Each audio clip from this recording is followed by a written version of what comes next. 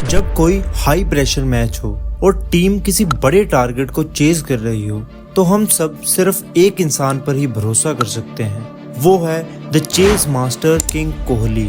कोहली ने कितनी tricky ceases को अंजाम दिया है, वो फिर लास्ट 2022 वर्ल्ड कप में हुई इंडिया पाकिस्तान मैच की बात हो जिसमें ये छक्का हर क्रिकेट लवर मरते दम तक याद रखेगा।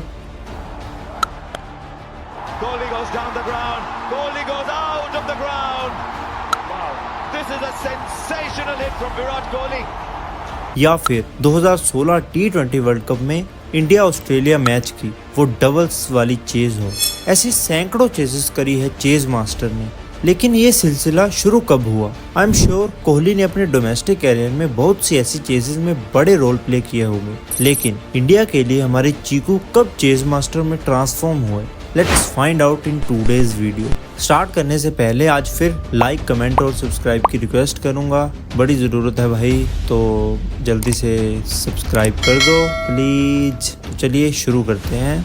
वैसे तो विराट कोहली का डेब्यू 2008 में हुआ था और वो 2010-11 में ही इंडिया के मेन प्लेयर बन गए थे, लेकिन बात है 28 फरवरी 2012 की। यही वो दिन था जब हमारे talented young star Golu Molu Chiku का ट्रांसफॉर्मेशन स्टार्ट हुआ to became the chase master run machine king Kohli. Early 2012 में ऑस्ट्रेलिया में एक कॉमनवेल्थ बैंक सीरीज नाम की ट्राई सीरीज खेली जा रही थी, जिसमें उस टाइम की टॉप 3 टीम्स इंडिया, ऑस्ट्रेलिया और श्रीलंका पार्ट ले रहे थे। उस टाइम का वर्ल्ड चैंपियन इंडिया का काफ़ी एवरेज टूर्नामेंट रहा और हम ऑलमोस्ट फाइनल से हार चुके थे।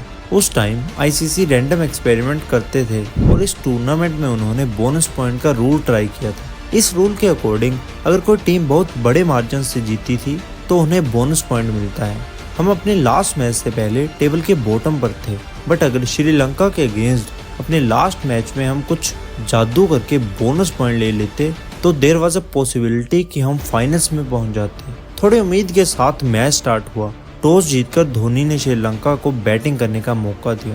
डोंट फॉरगेट, ये उस टाइम की श्रीलंका है जिसमें दिलशान, संगकारा और जयसूर्या जैसे तगड़े बैट्समैन थे और ऑब्वियसली उन्होंने इंडियंस की अच्छे से धुलाई करी। संगकारा ने 105 रन की पारी खेली और दिलशान ने तो 160 रन की नॉट आउट इनिंग खेल के इंडिया के सपनों पे पानी फेर दिया।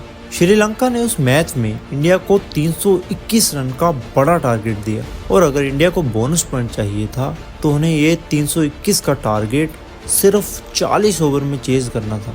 321 रन्स इन 40 ओवर्स। ऑस्ट्रेलिया का बड़ा ग्राउंड और श्रीलंका का लीडर बॉलिंग अटैक के सामने 8 रन पर ओवर का रन रेट।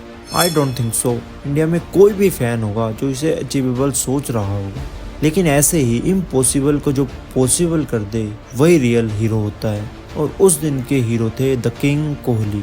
इंडिया की बैटिंग स्टार्ट हुई। सहवाग और सचिन का एक्सप्लोसिव ओपनिंग से उन दोनों की बदौलत हम 10 ओवर के बाद 85 रन्स पर थे, लेकिन द स्कैरी पार्ट वाज कि दोनों ओपनर्स को श्रीलंकाई बॉलर्स ने पवेलियन में पहुंचा दिया था। अब क्रीज पर थे द दिल्ली बॉयज जंग चीकू एंड गौतम गंभीर। इस टाइम तक दोनों अच्छे दोस्त ही थे। इनकी इनफेमस फाइट अगले ही आईपीएल सीजन में देखी थी। खैर that's a story of another day. दोनों दिल्ली बॉयज के सामने काफी बड़ा टारगेट था, 240 रन्स इन 30 ओवर्स। दोनों लड़कों ने बहुत ब्यूटीफुली बैट करा और 115 रन की पार्टनरशिप बनाई।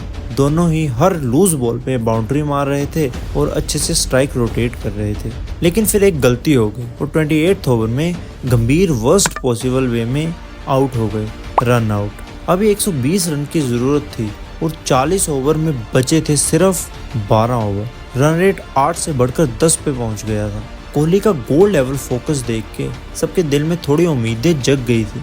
गंभीर के आउट होने के बाद रैना बैटिंग के लिए आए और उन्होंने भी 24 बॉल में ताबड़तोड़ 40 रन का बहुत बड़ा इंपॉर्टेंट कंट्रीब्यूशन किया। Virat Kohli on the other hand time के साथ और ज्यादा भयंकर बन रहे थे। वो अपने क्लासिक रिस्क फ्री शॉट्स खेल रहे थे और पूरे ग्राउंड में चौकों की बारिश कर रहे थे। मैच में सबसे ज्यादा मजा तो तब आया जब कोहली ने मलिंगा को भी धोना स्टार्ट कर दिया था। अगर आप लोग भूल गए हैं तो मैं आपको याद दिला देता हूँ कि मलिंगा 2012 में अपने प्राइम पर था। उस टाइम वो हर बॉल 140 की स्पीड से स्टीक यॉर्कर मारता था।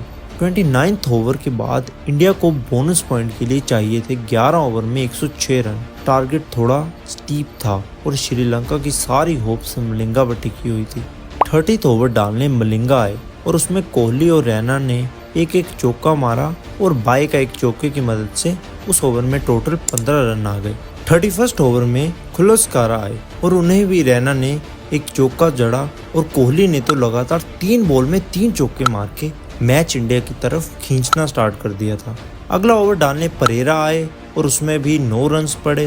32 ओवर के बाद इंडिया को 8 ओवर में 64 रन की जरूरत थी। इजी तो नहीं था लेकिन अब ये टारगेट भी अचीवेबल लग रहा था। 33वां ओवर मलिंगा ने डाला जिसमें 8 रन पड़े और 34वां ओवर परेरा ने डाला जिसमें उसने 14 रन खा लिए। इस टाइम तक तो कोहली और रैना मजे से बाउंड्रीज मार रहे थे और उन्होंने मैच अपनी तरफ खींच लिया था। अब बचे 6 ओवर में सिर्फ 42 रन चाहिए थे। ये मैच इंडिया का ही था एक्सेप्ट मलिंगा कोई कमाल कर देते तो। 35th ओवर मलिंगा डालने आए। इस टाइम पे कोहली 75 बॉल में 98 रन बना के चीते की तरह क्रीज पर खड़े थे। मलिंगा की पहली ही बॉल पे कोहली ने 2 रन मार के अपनी सेंचुरी पूरी कर ली थी। इसके बाद तो जैसे कोहली पे कोई माता चढ़ गई। Second ball 6, third ball 4, fourth ball 4, fifth ball 4 and guess what 6th ball भी 4। 24 साल के विराट कोहली ने प्राइम मलिंगा को एक ओवर में 24 रन मार के इंटरनेशनल एरिना में अपने अराइवल अनाउंस कर दिया था। क्या फियरलेस बैटिंग थी। I am still getting goosebumps after seeing these shots. इसके बाद तो क्या बचा था। कोहली ने इंडिया को वो मैच 36.4 ओवर में चेज करवा के दे दिया। कोहली की ये 86 बॉल 133 रन की पारी ने उनके टैलेंट दुनिया के सामने प्रेजेंट कर दिया। ये वो इनिंग थी जिसने दुनिया को दिखाया था कि अगर कोई मुश्किल चेज आएगी तो chase master king Kohli India को मैच जिताएंगे और उन्होंने अभी तक अगले 13 साल में ये अनगिनत बार करके दिखाया है। यही चीज़ है जो कोहली को गोट बनाती है और उनका जन्म 2012 की इस इनिंग में हमारी आंखों के सामने होता। I am so grateful to be able to witness this inning live.